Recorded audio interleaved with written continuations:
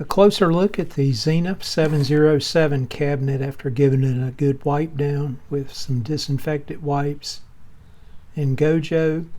You can see there in the front around the grill the work that will need to be done there to patch up the veneer, and a few scuffs here on the top and the end pieces as well.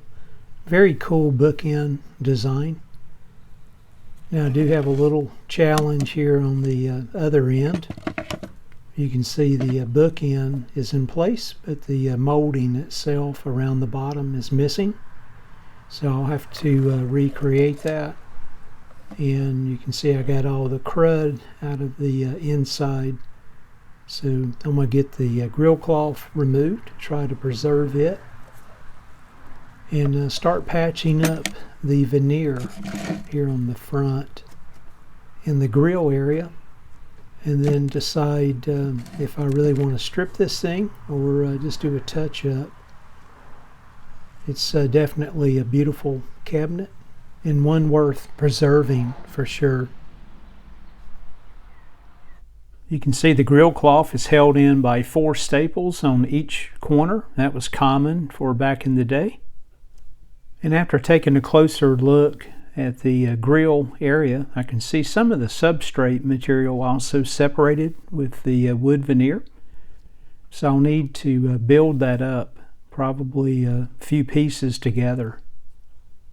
And just cleaning up those edges where I'll butt the new veneer down to the existing substrate material that's left behind. It's always a good practice to save all your wooden veneer scraps. This is some that I've saved from numerous projects, along with kind of a grab bag that I bought some time back.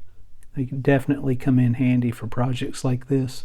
In doing a dry fit, I determined I needed 4 pieces of the wooden veneer to get the material thick enough. I want it to be just higher than the existing material that's there, so I can kind of feather it in.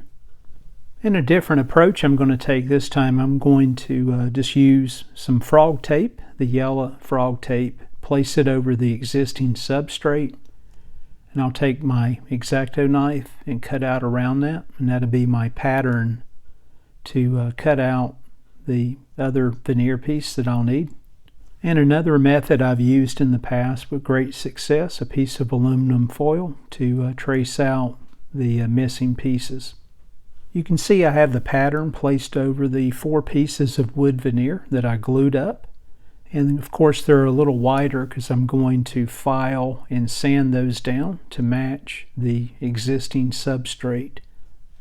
And we'll let this dry for a period of hours before I do any sanding. And here's just a look that shows the height or the depth of the piece of veneer that I placed on. And you can see it's just a little higher than the existing piece where I can feather it in. Now the fun begins. I'm just using some coarse sandpaper and a small hand file as well, starting out. And then you can see I've got some glue placed on the end of my X-Acto knife, and I'm going down in those small cracks. And then I'm going to sand the new wood veneer in all these different areas to try to use it as a filler. Just using my finger to feel the flatness of the piece. And you can see I'm repeating that process for this upper piece as well. Now some of the substrate broke out on the back side of this piece when I was doing the work. So I'm actually going to use a filler, an epoxy filler here. I've used it in the past with great success. It works well. It mixes in equal parts, which is common for most epoxies.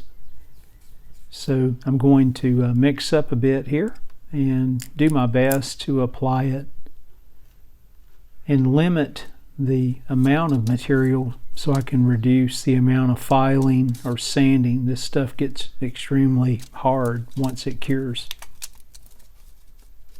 I'll let the epoxy cure for 24 hours, and then you can see the new wood veneer. It looks pretty good. Again, we'll try to blend in the toner lacquers later. But I've got this piece at the top that came loose as well. And fortunately it didn't fall off and I didn't lose it. So let me just get some white glue here on the X-Acto blade. Get underneath the substrate and apply some weight to that. We'll let this dry for a period of time as well.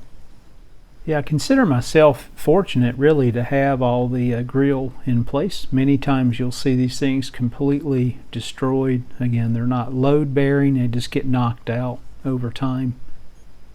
So it's cool to rebuild this one and get it back together. So up next, folks, I'll try to look at the bookend molding that's missing and look at recreating that. If you guys have any thoughts on refinishing the cabinet, if it's a total strip down or just a touch up, let me know. I definitely don't want to do anything to mess up the beautiful inlay that this radio has, and it deserves a nice antique finish for sure. Thanks again for watching. You guys take care. Stay well out there.